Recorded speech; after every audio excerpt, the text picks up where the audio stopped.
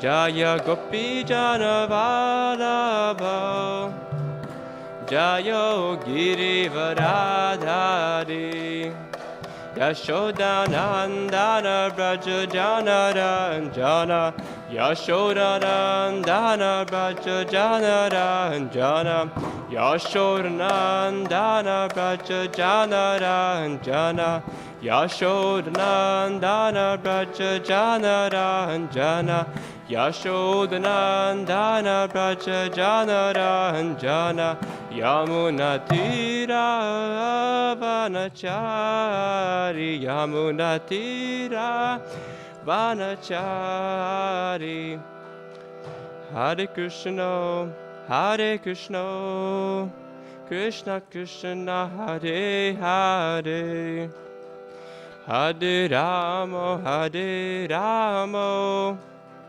Rama Rama Hare Hare Hare Krishna Hare Krishna Krishna Krishna Hare Hare Hare Rama Hare Rama Rama Rama Hare Hare Hare Krishna Hare Krishna Krishna Krishna Hare Hare Hare Rama Hare Rama Rama Rama Hare Hare Jaya Prabhupada Jaya Prabhupada Jaya Prabhupada Jaya Prabhupada Prabhupada Jaya Prabhupada Jaya Prabhupada Jaya Prabhupada Patita Pavana Jaya Prabhupada Jaya Prabhupada Jaya Prabhupada Patita Pavana Jaya Prabhupada Jaya Prabhupada Jaya Prabhupada Patita Pavana Jaya Prabhupada Jaya Prabhupada Jaya Prabhupada Patita Pavana Jaya Prabhupada Nitai Gaura Hari Bol Hari Bol Hari Bol Nitai Gaura Hari Bol Hari Bol Hari Bol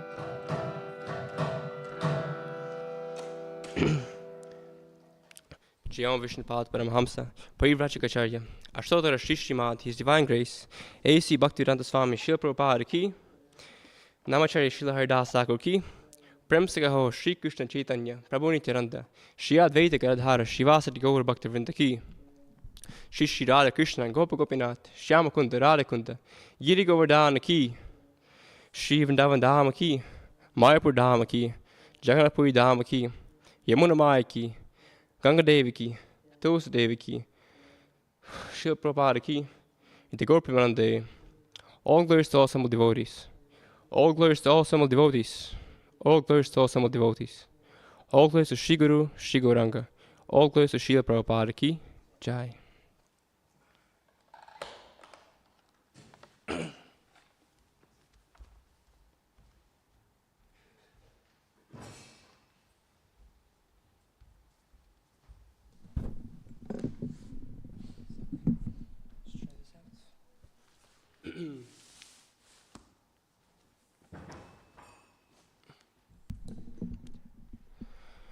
Om Namo Bhagavate Vasudevaya.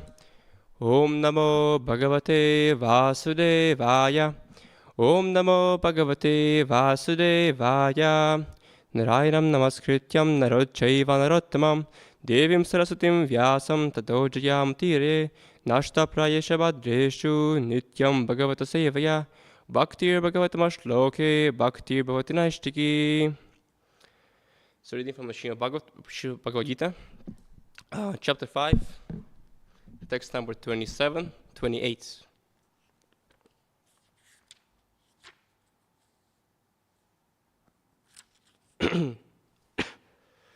Sparshan kritva bahirbashyam chakshus chaivarate bruvoch chakshus chaivantare bruvoch Pranapanau samokritva Nasa Bhyanta Jnaminau nasa byantaracharino yatandriyamano buddhir yatandriyamano buddhir munir moksha parayana vigate cha bhaya krodho yada muktaya evasach. Translation, word for word. Sparshan, sorry? It's chapter 5, text number 27, 28. Yeah? Sparshan, if you can repeat after me. Sparshan, sense objects, such as the sound. Sense objects, such as the sound. Kritva, keeping. Bahih, external. Bahyan, unnecessary. Chakshuh, eyes. Cha, also. Eva, certainly. Anutare, between. Bruboh, the eyebrows. Pranapano, up and down, moving air. Samo, inauspiciousness, in suspension. Kritva, keeping. Nasa bhakyantara, within the nostrils. Charino, blowing. Yata, controlled. Indriya, senses. Manah, mind. Buddhi, intelligence. Munich, the transcendentalists.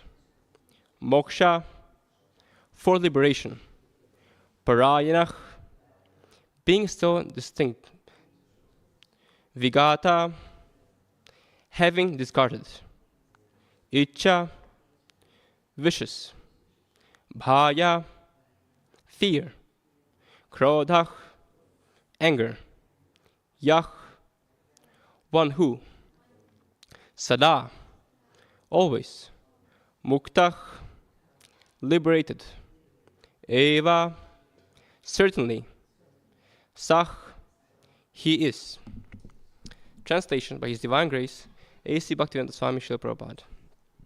Shutting out all external sense objects, keeping the eyes and vision concentrated between the two eyebrows, suspending the inward and outward breath within the nostrils, and thus controlling the mind, senses, and intelligence, the transcendentalist, aiming at liberation, becomes free from desire, fear, and anger. One who is always in this state is certainly liberated. Purport. Being engaged in Krishna consciousness, one immediately understands one's spiritual identity, and then one can understand the Supreme Lord by means of devotional service.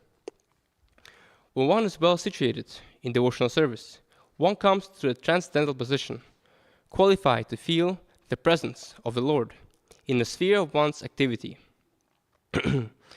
This particular position is called liberation in the Supreme.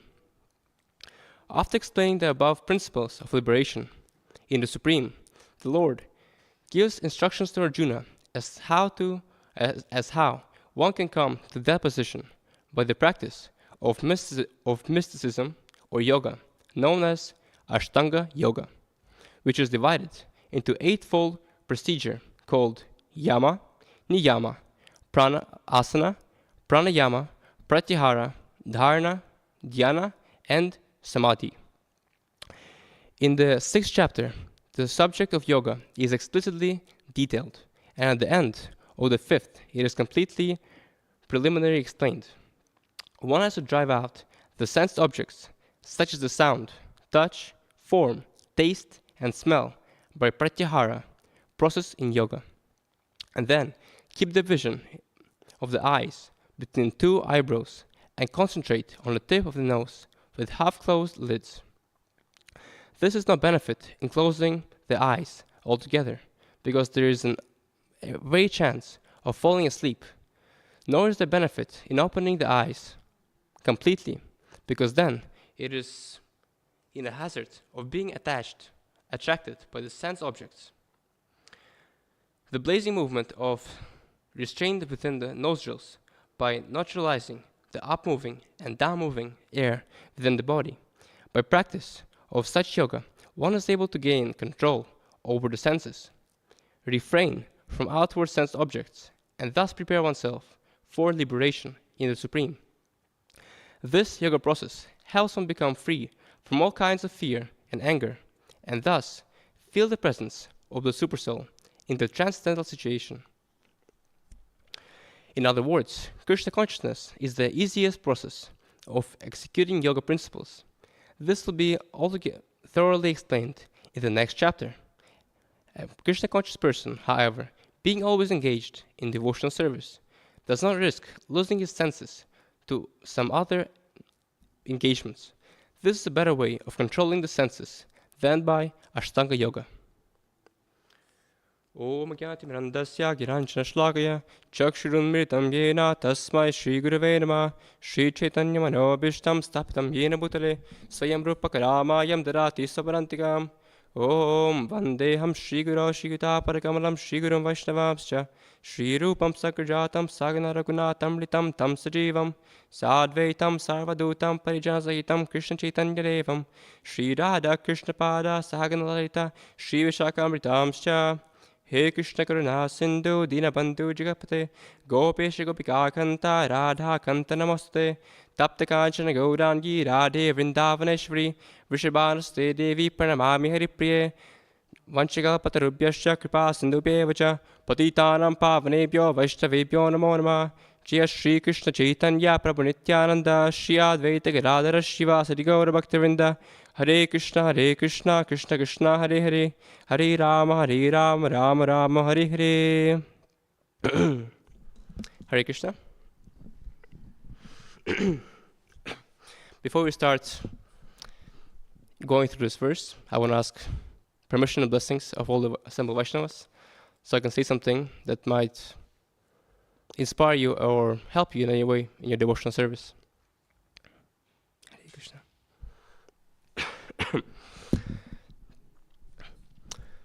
So you can see here in this verse, very nicely explained by Prabhupada, how you can say he gives a nice trailer of Ashtanga Yoga, what actually Ashtanga Yoga is. He explains, briefly, what yoga is and what is it for. The main principle of yoga is, of course, control of the senses. And to use the eightfold processes, Ashtanga Yoga means eightfold process of connection. Yoga refers to connecting yourself to the Lord. So as we have the 8 main processes, Yama and Niyama. These two things are called, basically translated as do's and don'ts. Then we have Asana. Asana, we all know asana. You sit in the place and you, using different postures of the body, you concentrate. Then we have many more other types of yoga. So what's the point of all this yoga? For most of us, yoga seems something very abstract and not understandable. Or when we actually do practice some yoga, it's something we do for fun, mostly for physical benefits and so on. However, yoga is much deeper. And as you see here, Prabhupada explains, thank you. Prabhupada explains that yoga is meant to free oneself from desire and anger, ultimately. And this process of Ashtanga Yoga is quite, you can say, detailed and not very easy to follow, especially now in the age of Kali. We only have supposed to have 100 years of life, but due to pollution and many other, you can say, problems, it's roughly 70 years of life. And to actually properly practice Ashtanga Yoga, it takes thousands of years. It's a very serious process. I'm sure you heard about the story of Hiranyakashipu. He was practicing Ashtanga yoga for thousands of years, standing on one leg, and yeah, he was so focused that ants started eating through him. And like the only things were left in his body was bones and prana, keeping it together. For most of us, I think, yeah, at least I can say for myself, that this process is not very feasible, very practical nowadays. Therefore, Prabhupada was very merciful to give us this process of bhakti yoga. And the process of yoga is mostly surrounded around controlling the senses. So either you do it through karma yoga, you do it through dhyana yoga, or you do it through ashtanga yoga. The main concept of this is to control your senses, to basically control your mind, because that's the sixth sense, the one which is most disturbing one, so to say. And for us, that's japa, because austerity is, yeah. I remember one time I heard someone was saying, I think, yeah, my spiritual master was kind of giving a talk, and then he said, the hardest thing like nowadays is like someone was asking him like what austerity can we do? What austerity should we do for Kartik or any other kind of ratas? What should we do to kind of be more spiritual? And then he said that the main thing is actually to have your 16 rounds chanted properly with your attention and focus without letting the mind run away anywhere. And that's, I think, the hardest thing for most of us, is that to control the mind. And that's the concept of yoga.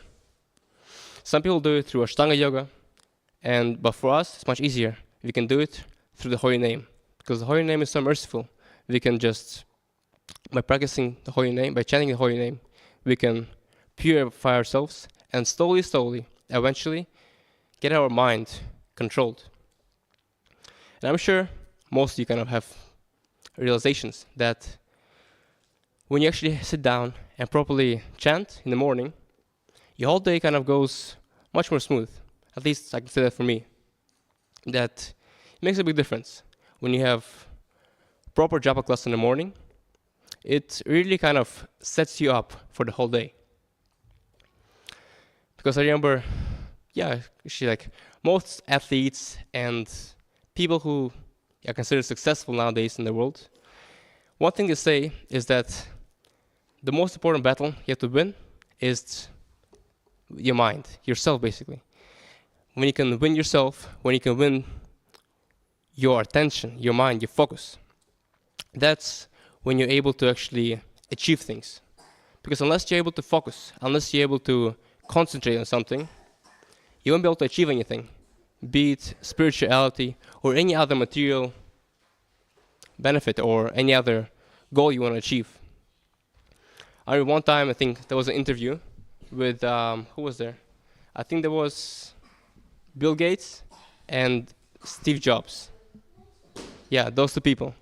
And then they asked, someone asked, like, what's the most important, like, what's the most crucial thing you would tell people that they should focus on if they want to be successful, whether it be in their financial state or somewhere else? And without even thinking twice, they said focus.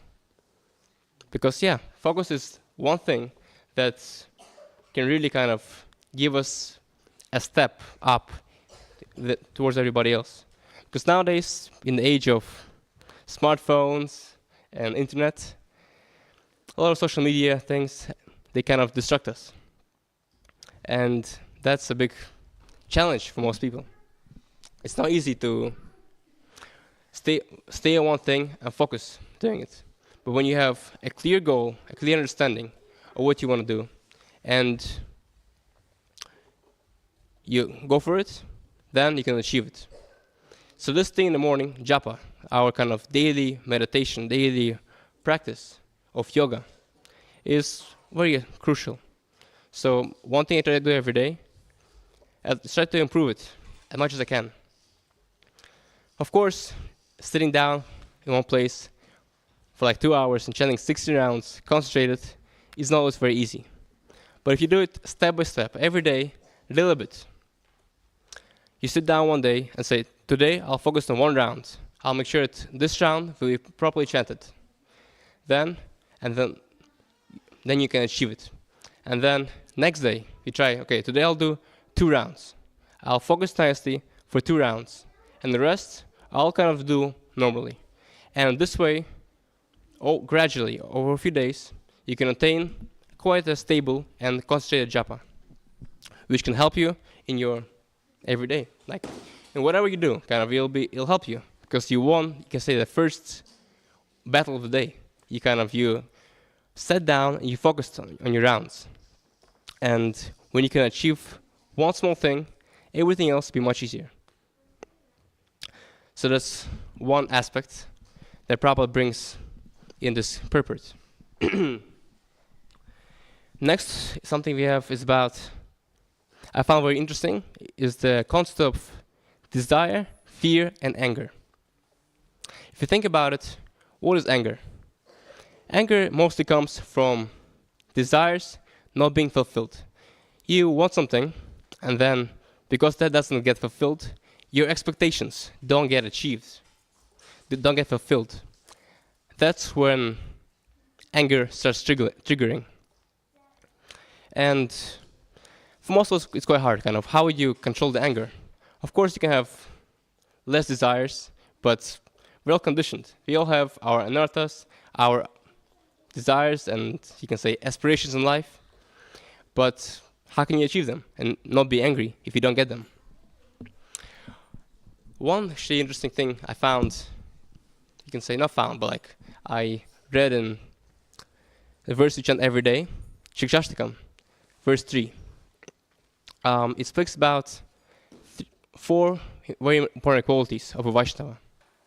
So we have tolerance, humility, then we have respecting others, and something called amarina, which stands for not expecting respect for oneself, or not just respect, but anything for oneself.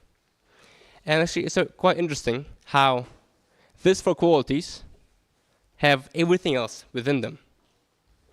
I remember someone actually made a chart. I don't really have it, but I saw someone having a chart where they have these 4 qualities, and then from them, every other quality you can think about, it comes out. Like, it's just like when you have these 4 qualities, everything else naturally comes. So today I want to focus on the last quality, amarina, not expecting. Some people consider it actually as, you can say, the formula for happiness. Because just kind of think about yourself. When someone promises you something, like someone promises you they'll give you a present for Christmas, and then you have a certain expectation. Sure? Yeah, of course. So kind of someone's going to give you, okay, I'll give you an iPhone, you can say, latest iPhone 15 for your upcoming new year. And so you kind of have a certain expectation. Yes, you kind of, every day you wake up, you're thinking, yes, finally, the day is coming, and I'll get my present. So when you get your present for New Year or Christmas, whatever it may be, and kind of your expectation was at a certain level, and because your expectation was fulfilled, you have a certain level of happiness. However, let's take the same instance in a different scenario. So someone promises you an iPhone, but when the day comes, they tell you that, sorry, didn't work out. Not somehow just didn't work out. We couldn't buy it for you.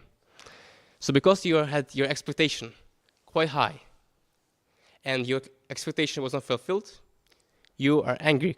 Or maybe not angry, but very upset, for sure.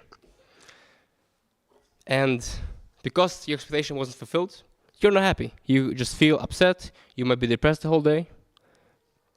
And yeah. But you can also look at it from a different point of view. Now imagine if no one told you anything about this gift, the iPhone, but just when like on Christmas Day, someone gives you like a nice box, and they kind of, oh, check it out, it's just a present for you. Like you open it up and you see a brand new iPhone. Like because you didn't expect anything, your happiness just boosts up, like your bar just shoots.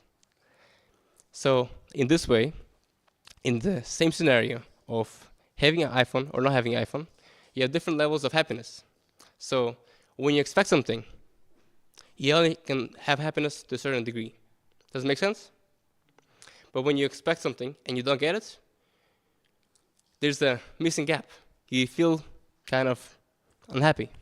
But when you have a low expectation or zero expectation, and then something happens above that bar, then you feel much more happy, much more satisfied. You feel much more joyful.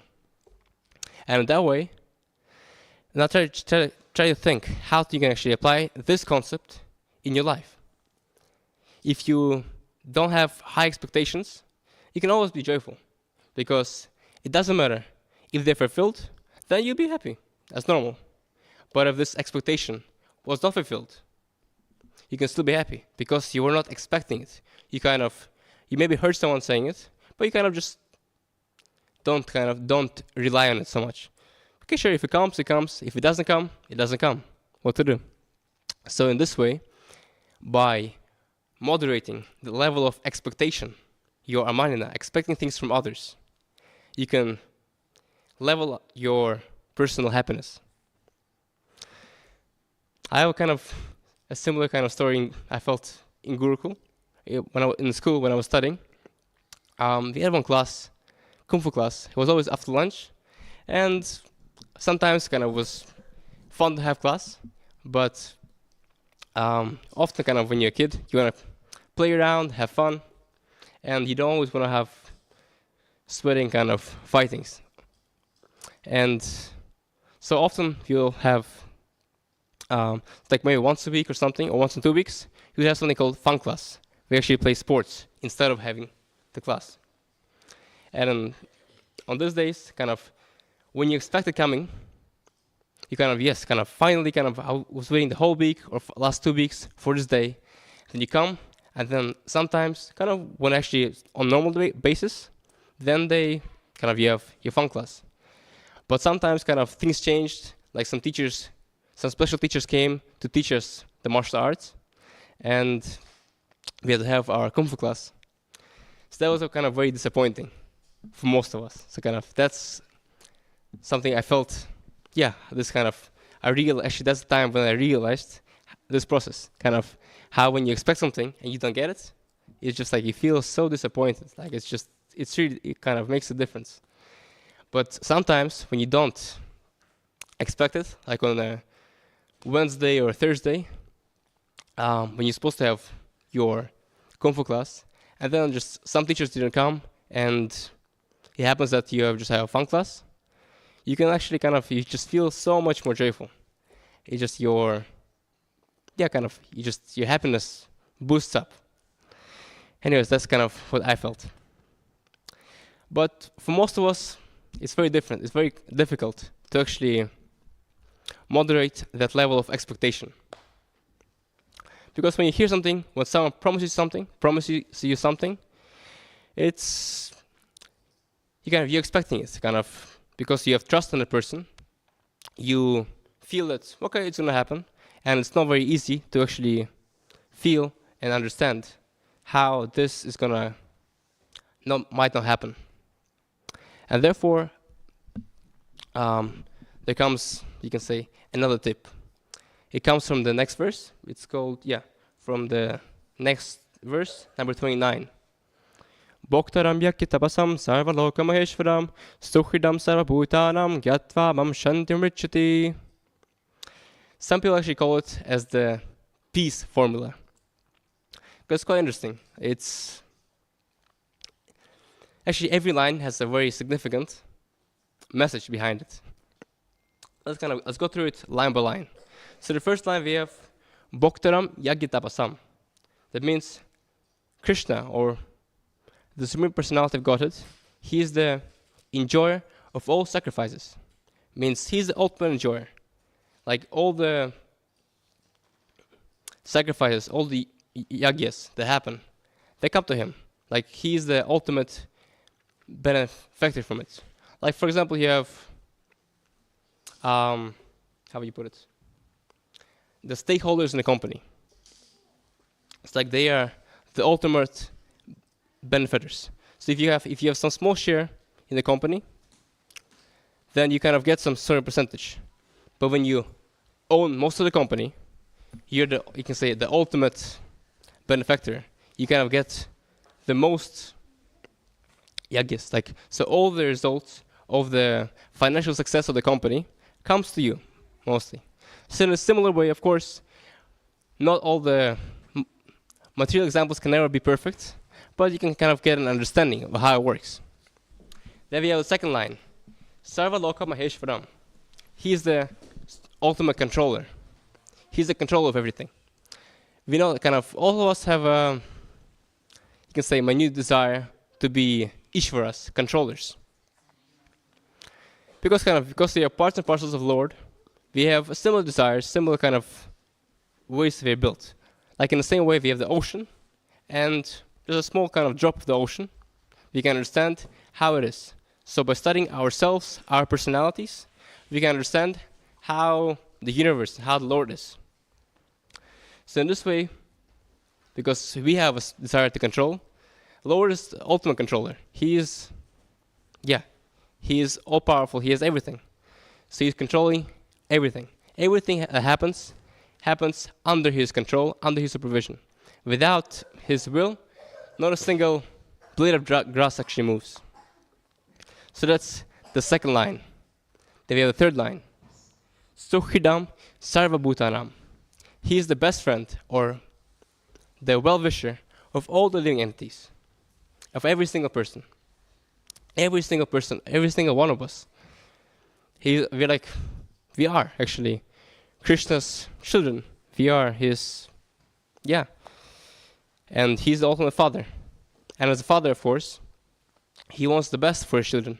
He wants the best, like, for example, if you're a father, if you actually have any, of course, most of us have experience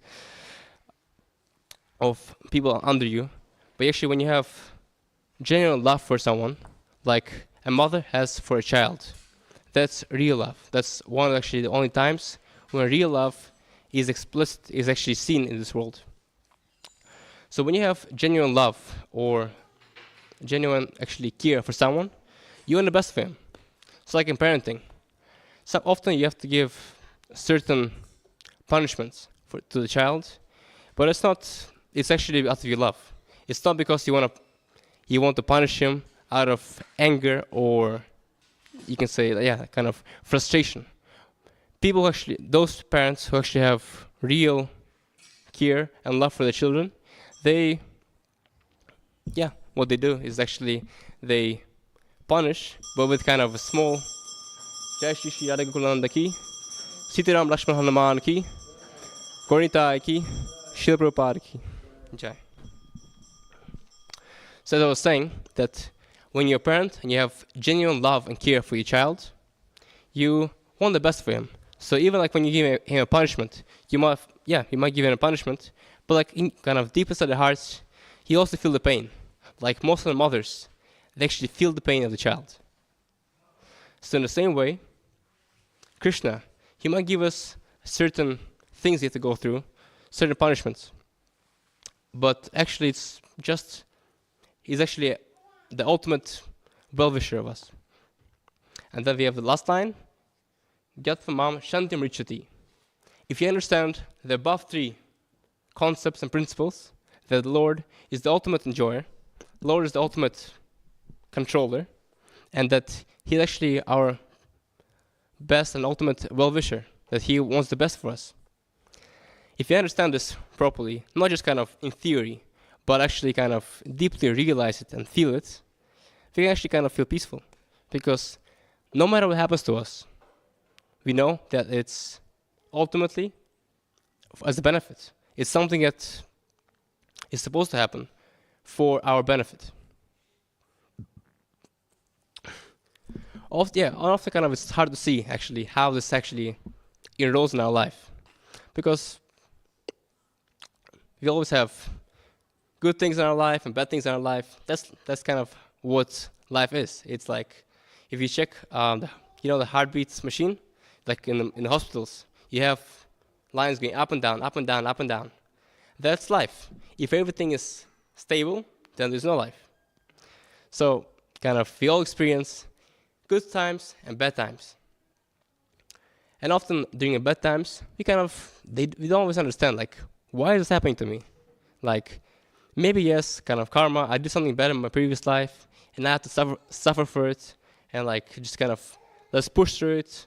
Yes, maybe like tomorrow, in a week or something, we can have a good time. So kind of just let it go through. But actually, everything that happens in our life, all these problems, all this financial crisis, then personal crisis, or any other kind of problems that happen in our lives, is actually a lesson. Christians are trying to teach us something. Because what's the point of punishment? What is punishment? Punishment is not there to make you feel bad or kind of have a bad time. Punishment is something to make you think about what did I do wrong and how am I supposed to correct it. So in the same way, when we have, you can say, down times in our life, the not very happy time, then we should actually try to kind of contemplate and think, how is this beneficial for me? How is this supposed to help me in the long run? If Krishna is the ultimate benedictor, if he is the real friend, then whatever happens in our lives is by his will, by his desire. And just kind of try to see how is whatever happens in my life way to kind of helps me in my either material life or spiritual life. It's actually kind of, it's very hard to see in the moment, especially kind of like when you're depressed, when you have a hard time. It's not very easy to actually kind of see how the big picture. And that's why kind of it's always good to have some senior friend, some person who you can share these problems with, and open up. Or even if you don't have a person who can actually, a senior friend who can help you understand this, one tool you can actually use is journaling. Journaling helps a lot. When you can journal things, when you can write down, doesn't matter, your good times, your bad times, whatever happens to you, you write down.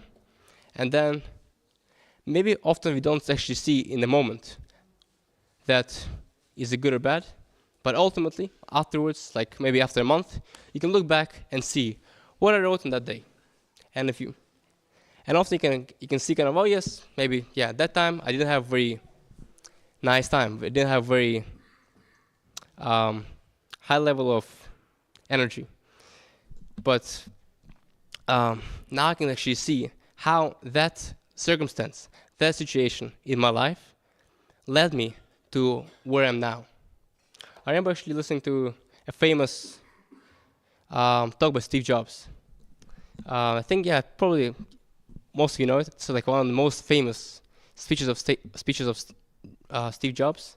I think he spoke, it was the graduation speech in Stanford University in 2011. And he mentions a lot of things, like it's a 15-minute talk. But one of the stories he mentions is connecting dots in your life. How you can see how everything in life is connected. Everything, like all your success, it came from your failures before. Make sense? So he gives a very nice example of time when he was, I think, 18, 19. Due to the lack of financial funds, he wasn't able to pay for his college. He wasn't able to pay for his college, and therefore he had to drop out. He wasn't, and many people kind of consider him a failure in life, because if you cannot get a degree in college, you cannot get a proper career, and then you cannot have a proper life. However, one thing he mentions is that because he dropped out of college, he was able to go for certain classes that actually interested him. such as calligraphy. And if not for those calligraphy classes that he took back in the time when he dropped out from college, nowadays computers might not have the nice fonts that we have, because like he was the one of the people who actually pushed so much for the nice layouts and fonts within our Word documents. So kind of he mentions that you can never connect the dots looking forward. You can only connect the dots looking backwards when you see the great picture. So kind of this is something which helps us understand like that not only actually in spiritual life, but even like in material life, everything is connected. Our whole life is connected. So all the good things, seemingly good things, or seemingly bad things are all connected. Everything has a purpose. Everything has a meaning behind it. And the most important thing for us is to actually learn from those lessons, learn from those times, be it good or bad. Don't kind of just be in the moment and kind of either feel be depressed or be happy. Try to see how you can learn from this situation. And as I said before, journaling helps. Kind of you can write down everything that happened during the day and try to analyze how this day or how this ups or downs help me achieve my goals and understand like become a better person. And this way, also by understanding that Krishna is our ultimate well-wisher and friend, you can say. He's always there, always for us. He sees that whatever happens to us is the best. And if you understand that, if you have high expectations, low expectations, if you understand that whatever happens in our lives is for a greater benefit, that in the long run, things will actually be better, then because Krishna is there, guiding us, protecting us, then we can see actually kind of get rid of fear and anger for most of the circumstances. Because when you're stable, when you understand that Krishna is there, Krishna is protecting you, then you don't really have a reason to fear or be angry. Because kind of, even if you're in a dangerous circumstance, if you understand that, yes, kind of this circumstance is there for as a lesson or as something for me to learn from, then you become fearless. Doesn't matter what happens to you, you're always steady. You always understand that this is for my benefit. And you don't really feel attached. You don't really have a very high or low expectation for this. You just kind of feel that, yes, this is going to happen, and it's ultimately for the benefit. And therefore, whatever happens in your life, be it good or bad, up or down, it's ultimately for the good. And therefore, if you understand this, and actually kind of, not just kind of hear it as an idea, but try to think about it, and just kind of try to every day or like every few days, while journaling or do something else, or talking to a friend, just kind of try to see how everything connects, how everything is, how Krishna actually is there. Krishna's hand is there in our life. And that way we can actually be stable in our goals, in our lives, and ultimately in Krishna consciousness, because that's the ultimate. Because without Krishna consciousness, everything else, any other success, any other goal that you achieve is temporary. You'll just vanquish. So unless we actually get the real happiness, actually get kind of connection to Krishna, then only then can we actually experience real happiness and real satisfaction. So kind of just to quickly recap the whole class. So we started with, we have desire. So anger comes when desire is not fulfilled, and in order to not have such hard desires and not try to actually kind of feel problems, you can understand that Krishna is the ultimate friend, ultimate well-wisher of all of us. And when we understand that, everything in our lives will be meaningful and with a purpose. We can actually be stable without fear or anger. Jai, do you have any questions or comments?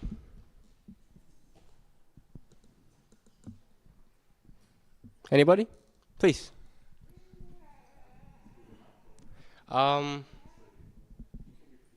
Yeah, sure. Or yeah, okay.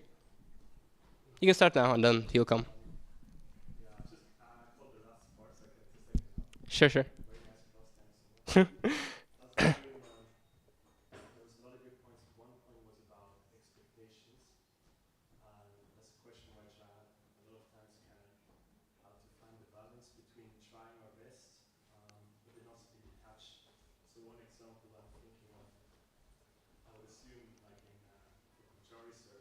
Mm-hmm.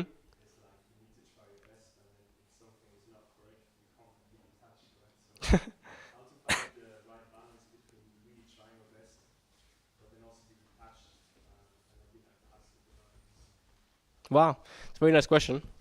Did everyone hear it? Okay, I'll repeat it again. So, Roma Prabhu brought a very interesting point, is that we do have expectations, but when these expectations are there for service, am I right? When you have to have some service, when you actually have to fulfill some expectations from the Lord, you can say. And how can you find the balance of not expecting and then fulfilling the expectations that you need for the Lord? Am I right? So yeah, actually Amanina actually means, the word Amanina from the third verse of Shikshashtakam is expecting for yourself. It's difference between expect for yourself, for your personal pleasure, and expecting for someone else. Because when you're serving Krishna, you want to do, of course, the best.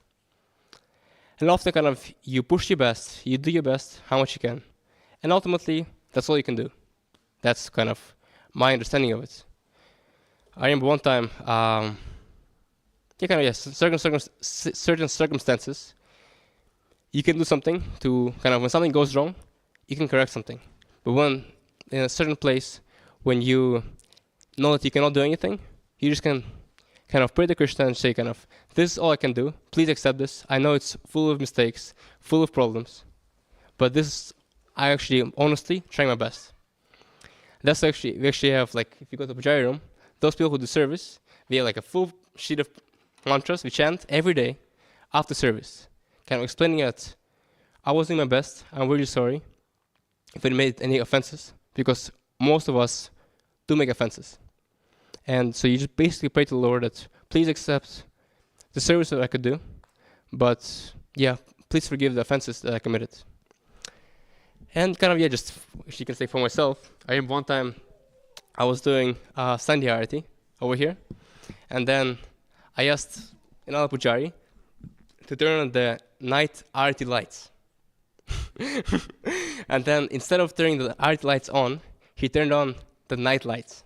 So I'm doing Arati there, it's 7:05, there's kirtan and everything, and lights just shut down on the altar, and I was panicking, what can I do? It's just such a problem. But when you're in that circumstance, you just think what can I do to change this situation? This thing happened, and it's just a matter of seconds. He will just notice it, and he will change it. So when you're in this situation, don't actually panic. Don't try to be nervous.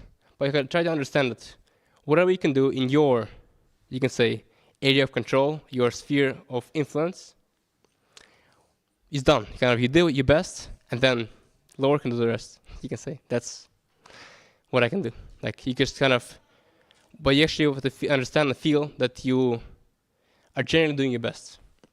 And that's probably everyone has to find for themselves. Finding the balance is always the hardest thing. It doesn't, anywhere. Finding the balance is always the hardest thing. So, just try to understand. And actually, when you do your best, when you actually try your best, and you genuinely feel that, yes, I'm doing my best, Krishna, please accept this, then you actually don't feel this guilt trip. But when you do actually feel this thing that, yes, maybe I could have done better, then it wasn't your best. So for myself, again, when I actually get this feeling that, yes, I did my best, or whatever I could is done, then even if something goes wrong, happens. Sorry Krishna, I was doing my best, and then everything else in your hands. Because everything that happens in your life is, of course, for purpose. Not a single blade of grass moves without Krishna's will. So yeah, that's my understanding of it. Is that okay? Does it make sense? Any more questions?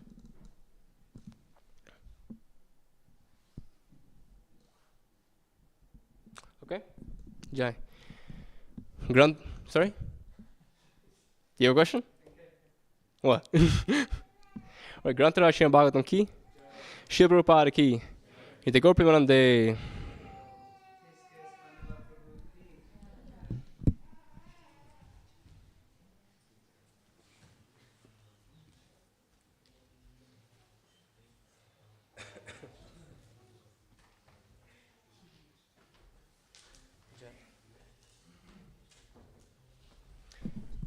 We'll be having Sanya Arati in 5 minutes. So if you want to stay, that would be great. Yeah? Hare Krishna.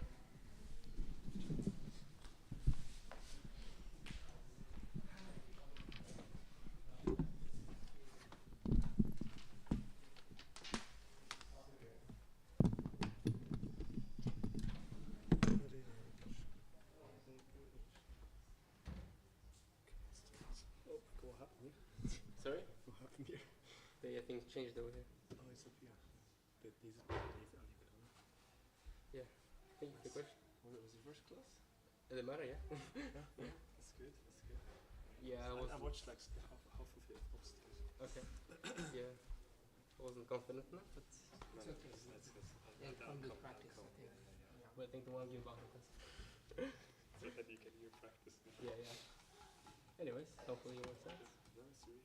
Like the stakeholder analogy. Yeah. Did you have a fixed one? So was it, you could choose which ones? No, it's fixed the first week. I don't even know, because I came someone out. which order would be. It's 5, 27, 28. Oh, yeah, actually, it's Krishna consciousness. Jai. First class in the morning? What's the book that yogi after the sun? What's that? What's the reference to that? 25 was the number? That's 20, 529. 29, okay. Oh, yeah, so you have, Sorry? you have, okay. Yeah, my, just add my, point. my trick is just find the best that's most popular. Relevant, just most kind of relevant, connection. and I just go quickly towards that.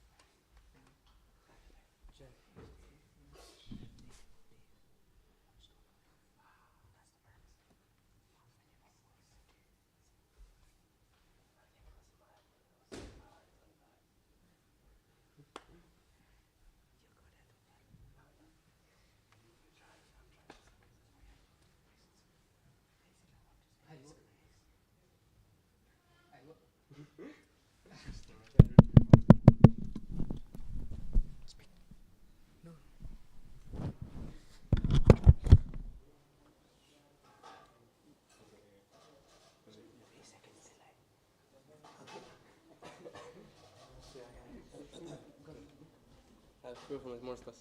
I'm serious, I tomorrow's class. I will tomorrow's class to prepare for. That one you gotta prepare really good, because No, actually, I was serious. like I was focusing on the class. And this one just came out with the Wait, you're doing tomorrow class as well? Yeah. Bhagavatam class.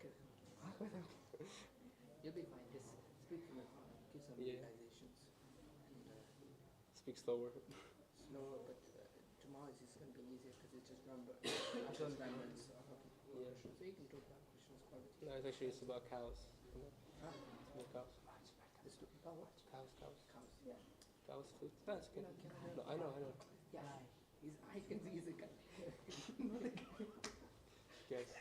He's a guy. You know what I said. No. But तुम बोले ये नहीं यार ये guy I can see the guy. Is that what you want to say? No. Who's singing? Oh, okay. And we should find any devotees they are blessing because I'm around it. But I just need to let. Oh no.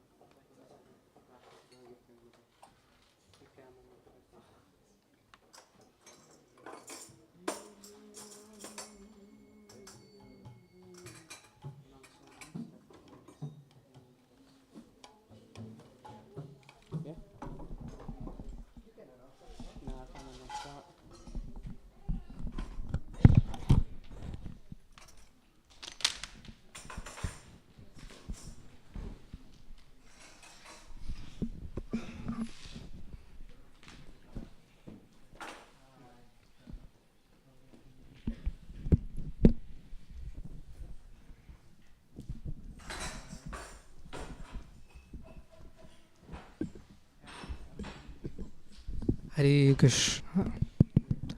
Just turn it up loud. Yeah, I know, but turn it up loud. Hare Krishna. Yes. So can we get everybody to stand up? So we'll have Gaurati in just about 1 minute. Jaya Radha Gokulananda Radha Gokulananda Ji Radhe. Jaya Radha Gokulananda Jaya Sita Ram Lakshman Hanuman Jaya Sita Ram Lakshman Hanuman Jaya Sita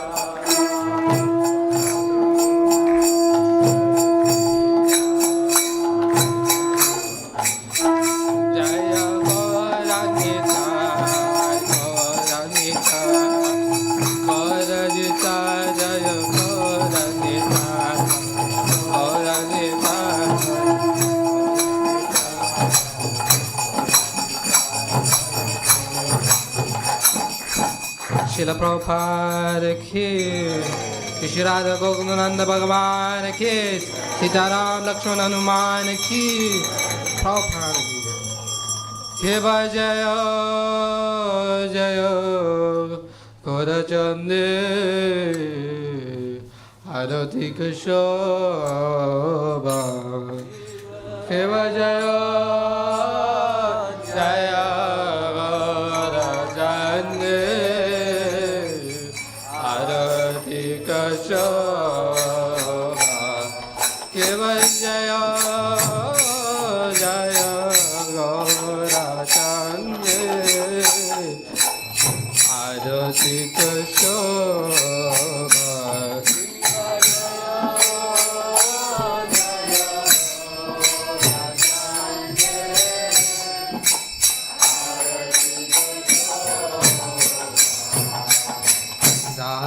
Danavi Tadhavani Jaga Manaloba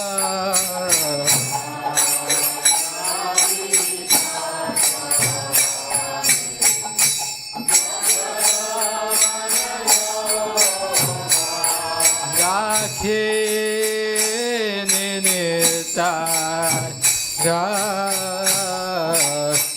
Mame Kardara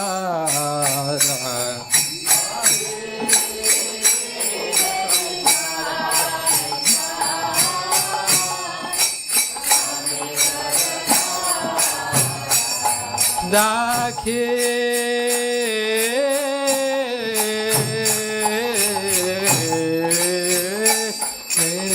Tai Mame Gardara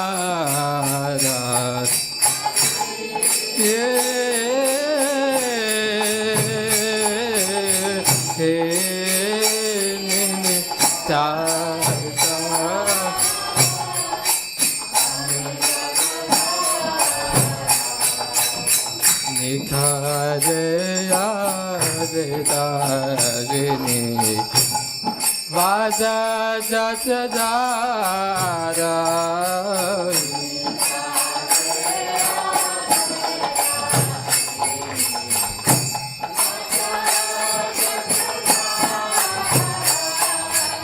Mose Ache Oracha Nanad Mazana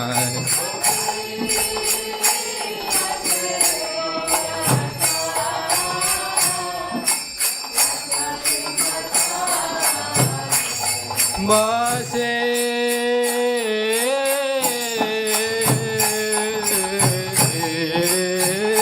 Haj Gauraja Nana Simjan